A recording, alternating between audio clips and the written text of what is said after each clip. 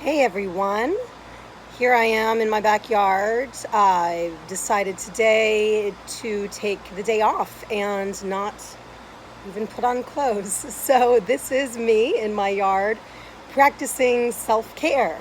And that is the topic today that I'd like to discuss with y'all.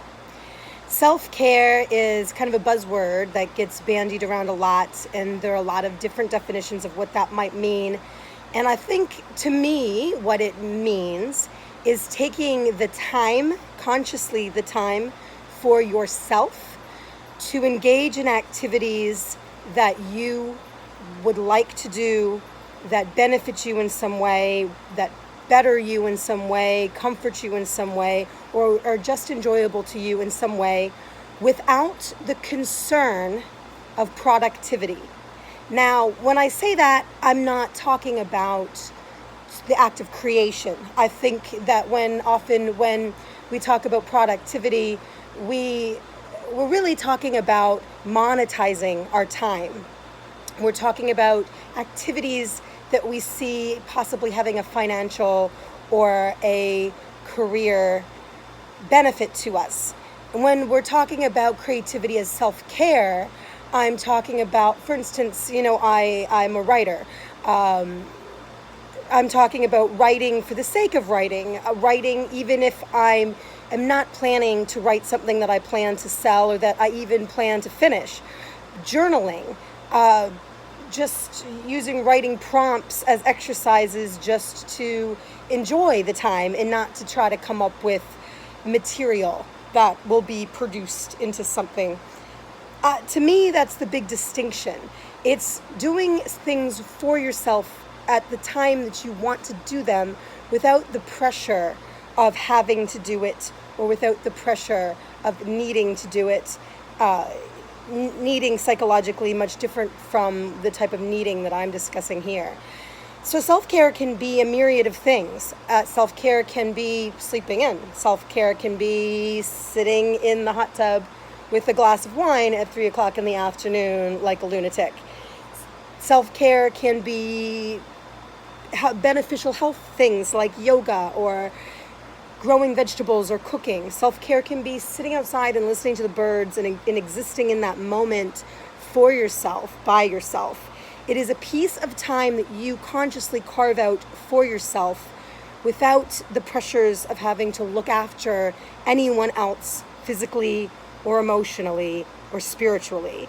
So not activities you're doing for the kids, not activities you're doing for your pets, not activities you're doing for your spouse or your friends or anybody else. These are activities that you're engaging in only for yourself.